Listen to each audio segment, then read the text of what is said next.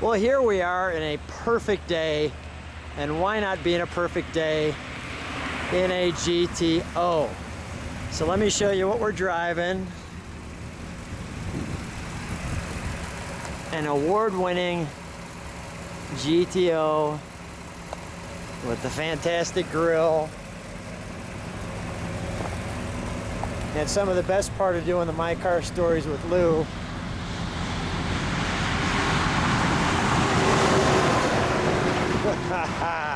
how does that look? Some of the best parts of doing the My Car Story with Lou is this part right here. Terry, hi, good Lou. to see you. Hello. And part of the benefits of being on My Car Story is we get to ride in them once in a while. So let's take her out. When's the last time you had her out? It's been mostly trailer traffic, up and down a trailer. So it's time for a ride. Right. And I'm gonna get you on tape so you can watch yourself drive it for a change. We've got the optional 8-track, which was the first time that was offered. There's the hood tack there. And Terry, I convinced him that he needed to get some gas, so Right. there we go. Yeah. Beautiful 67 GTO on a perfect day. Weather's perfect. Grab onto that, hold on. Just like that. So Terry, you gotta be happy driving this because this car was originally whose car? It's my dad's car. He bought it brand new in December 1966. Brand spanking new. How cool was that? You said you got to drive this as a teenager. Yeah, I was 15 when the car was new, so when I turned 16, this is the car that I learned to drive on. How awesome is that? And you were getting the chance to drive this, and your dad, you said, had a couple of GTOs. There was a Pontiac dealer across the street. Right. It was called Peter Esting Pontiac, and he fell in love with the 64 GTO in the showroom, and actually got accordioned on the Eden Expressway in 65. Oh, no. He bought a 65, okay, and turned the 64 in, and then 2 years later sold the 65 and bought this 67. Kept the 67, and in 1970, since we now had 3 kids driving, we needed that third car, so the third car wound up being a 1970 GTO.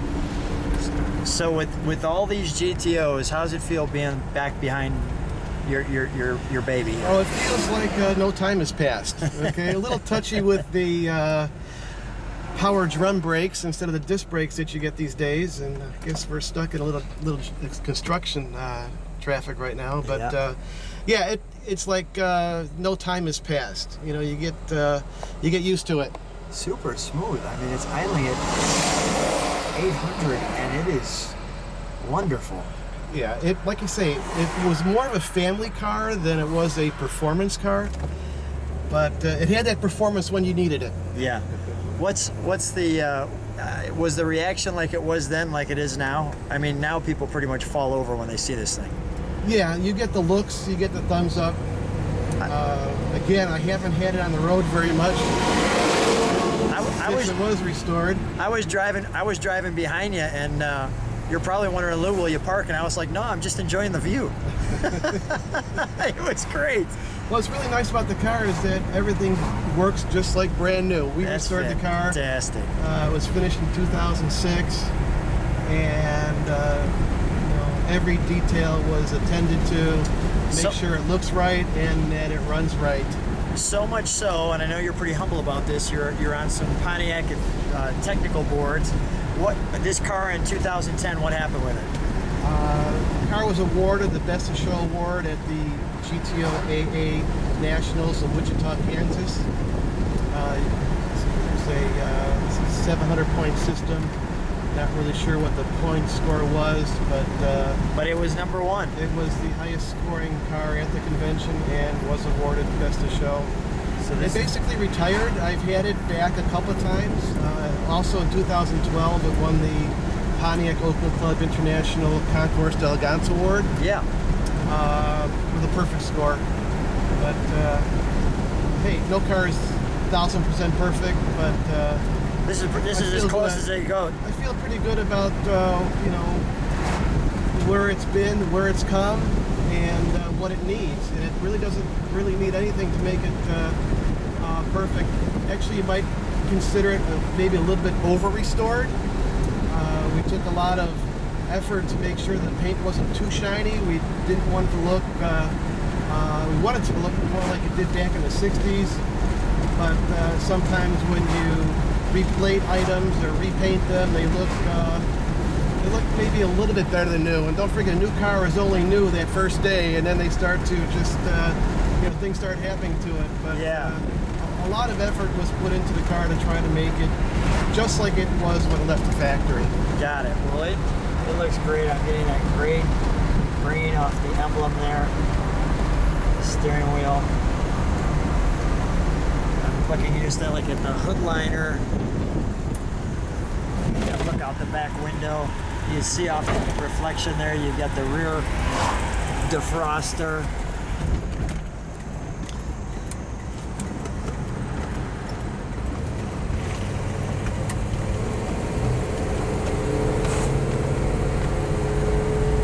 Sounds good. Runs great. Yeah, runs perfect. This car really hasn't been up to operating temperature since it was restored, so this is almost a first. Yeah, this is a first. This is an exclusive for you, and that's why I said let's get this on camera. If I can convince you to go get some gas in it, and it's been trailered the whole time, this is a big moment for Terry. So I know that. So Yeah, the guys in the club make fun of me because I don't drive it.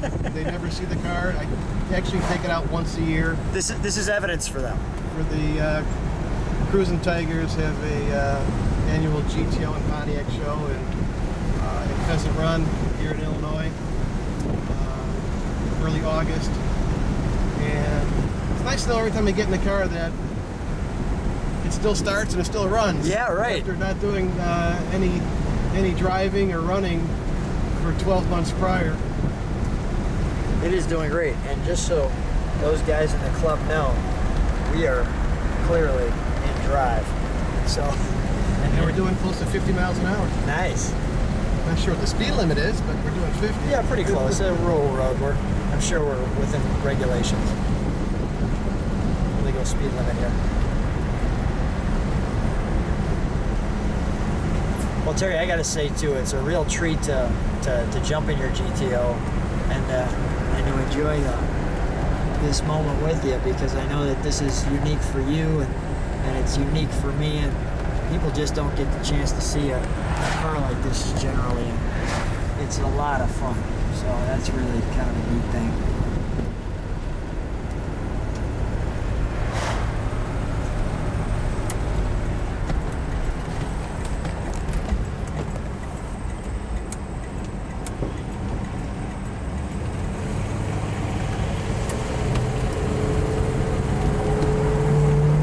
There we go, it's a little thrilling.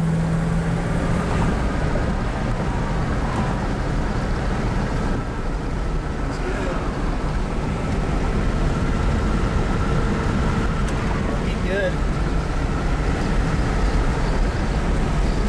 The radio works, the tape player works, the bird defogger works, power antenna, all the options, new function, the hood tack.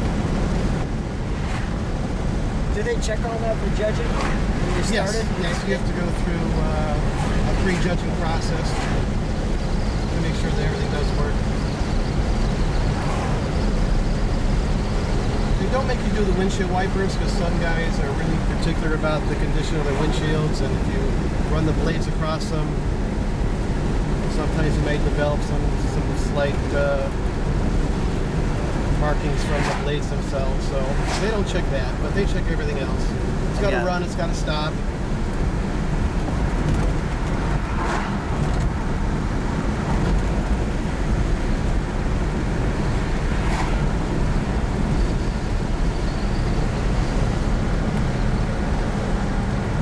The car has the reproduction F7014 Redline radials. Yeah. I'm sorry, Redline wide ovals, not radials. If the car had radials, it would ride much smoother. But these reproductions, the ride is something that we forgot about back in the 60s. It just didn't ride that well. Yeah. Seems pretty good. Yeah. But, I kept trying to keep the car as original as possible, and it had to have the Firestone wide ovals on there. It just had to have it. You know, the fact that your dad had this car from new, and he'd be so proud of what you've done with it, because he'd be amazed. I mean, it's absolutely fantastic. I know you didn't get a chance to see the underside, but I'm pretty proud of the underside of the car too. It's just done, I consider it as nice or even nicer than the top. Every detail was looked at and made sure that it was the best that it could be. Yeah, it looks great.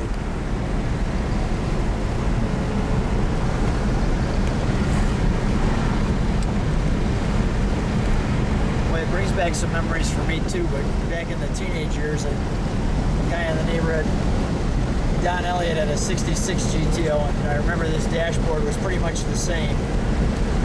We didn't have the 8-track player because you said that was an option in 67. That looks fantastic. I mean, I want to just feature that again. I mean, that's a unique piece right there. You're just not going to see that. It does work. The issue now becomes finding 8-track tapes.